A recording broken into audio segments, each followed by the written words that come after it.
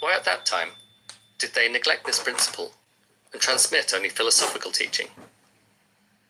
I say, the reason that past teachers of human beings did not transmit this method was that the time had not come.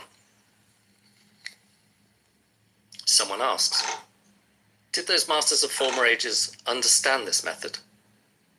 I say, if they had understood it, they would have made it known to all.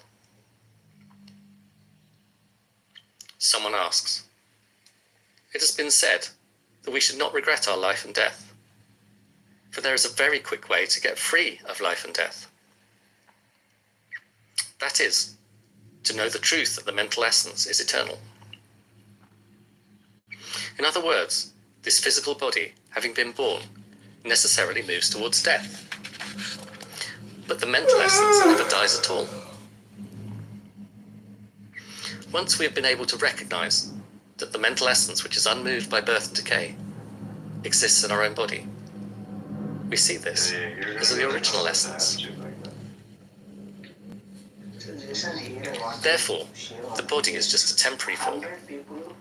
It dies here and is born there, never remaining constant. But the mind is eternal. It is unchangeable in the past, future, or present. To know this is called to have become free of life and death.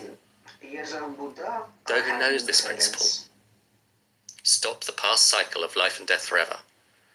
And when this body passes, they enter the spirit world. When they present themselves in the spirit world, they gain wondrous virtues, like those of the Buddha Tathagatas.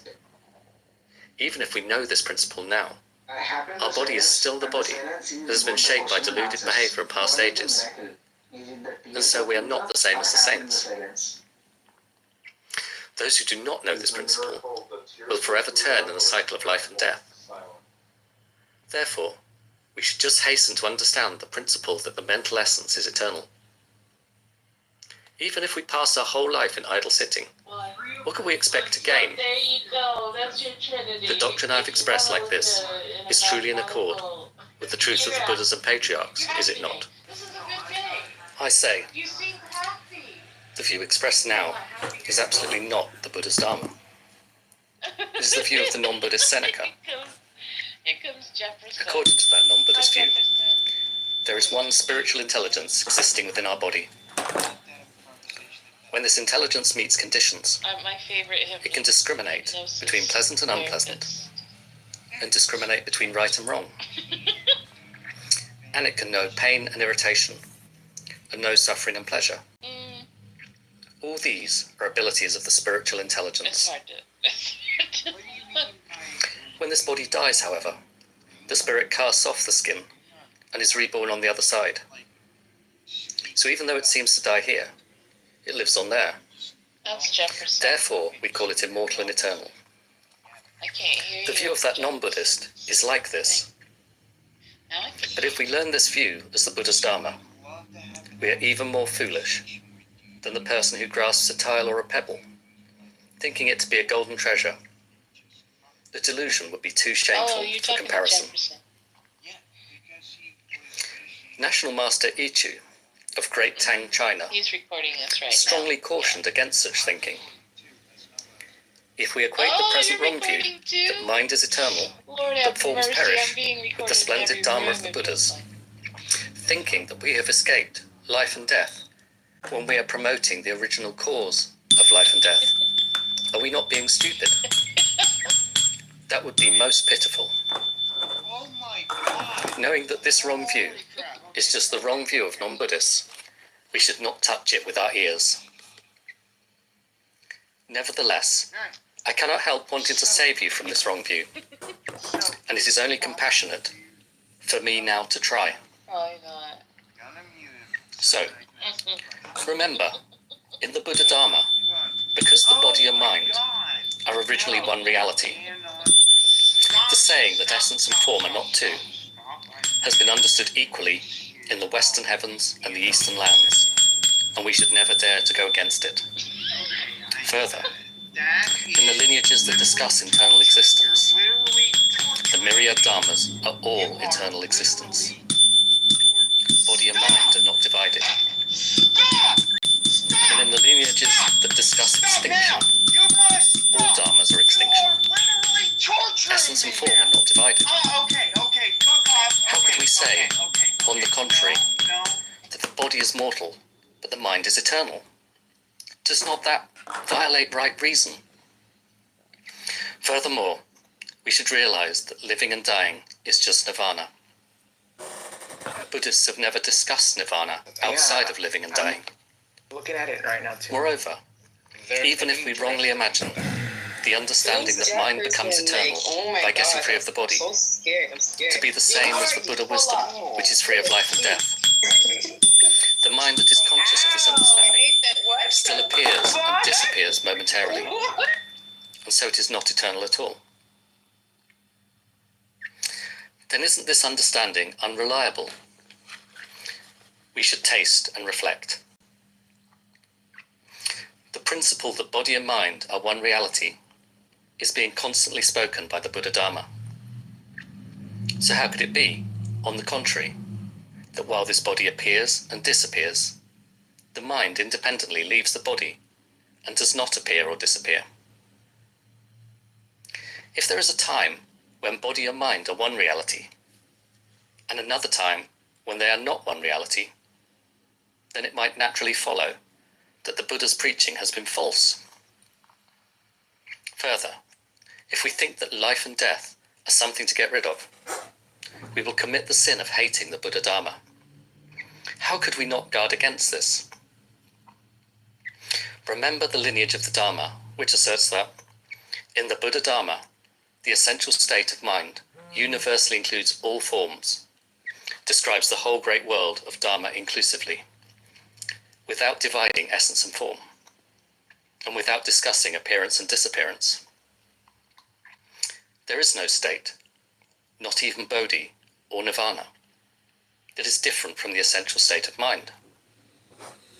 All dharmas, myriad phenomena, and accumulated things are totally just the one mind, without exclusion or disunion. All these various lineages of the Dharma assert that myriad things and phenomena are the even and balanced undivided mind. Other than that, there is nothing. And this is just how Buddhists have understood the essence of mind. That being so, how could we divide this one reality into body and mind, into life and death and nirvana? We are already the Buddha's disciples. Let us not touch with our ears those noises from the tongues of madmen who speak non-Buddhist views. Someone asks, must a person who is devoted to this zazen always adhere spotlessly to the precepts? I say, keeping the precepts and pure conduct are the standard of the Zen lineages and the usual habit of Buddhist patriarchs. But those who have not yet received the precepts, or who have broken the precepts, are not without their share of the benefit of zazen. Someone asks, is there nothing to prevent a person who practices this zazen from also performing mantra and quiet reflection practices? I say, when I was in China, I heard the true essence of the teachings from a true master. He said that he had never heard that any of the patriarchs who received the authentic transmission of the Buddha seal ever performed such practices additionally, in the Western heavens, in the Eastern lands, in the past, or in the present. Certainly, unless we devote ourselves to one thing, we will not attain complete wisdom. Someone asks, should this practice also be undertaken by laymen and laywomen, or is it performed only by people who have left home? I say, an ancestral master has been heard to say that, with respect to understanding of the Buddha Dharma, we must not choose between men and women, high or low. Someone asks, people who leave home get free of all involvements at once, so they have no hindrances in practicing zazen and pursuing the truth. How can a busy layperson devotedly do training and be at one with the unintentional state of Buddhist truth.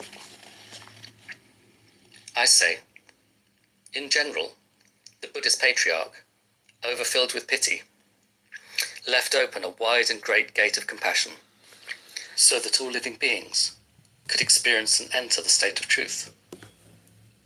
What human being or God could not want to enter. Thus, when we research the past and the present, there are many confirmations of such experience and entry. For instance, Daiso and Junso were, as emperors, very busy with affairs of state. But they pursued the truth by sitting in Zazen and realized the Buddhist patriarch's great truth. Both Minister Li and Minister Bo, serving as the emperor's lieutenants, were the arms and legs of the whole nation. But they pursued the truth by sitting in Zazen and experienced and entered the Buddhist patriarch's truth. This practice and experience rests only upon whether or not the will is present. It does not relate to whether the body stays at home or leaves home. Moreover, any person who profoundly discerns the superiority or inferiority of things will naturally have belief.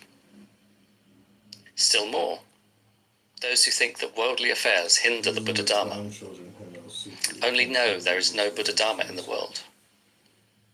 They do not know that there are no worldly dharmas in the state of a Buddha. Recently, in Great Sung, China, there was a man called Minister Hyo, a high-ranking official who was accomplished in the patriarch's truth. In his later years, he made a poem in which he expressed himself as follows: "When official business allows, I like to sit in Zazen. I have seldom slept with my side touching a bed. Though I have now become Prime Minister, my fame as a veteran practitioner has spread across the 4 seas." This was someone with no time free from official duties, but because his will to the Buddha's truth was deep, he was able to attain the truth. We should reflect on ourselves in comparison with him, and we should reflect on the present in comparison with those days. In the great kingdom of Sung, the present generation of kings and ministers, officials and commoners, men and women, all apply their mind to the patriarch's truth without exception. Both the military and literary classes are resolved to practice Zazen and to learn the truth. Those who resolve it will, in many cases, undoubtedly clarify the mental state. Thus it can be naturally inferred that worldly affairs do not hinder the Buddha Dharma. When the real Buddha Dharma spreads, so the reign is peaceful.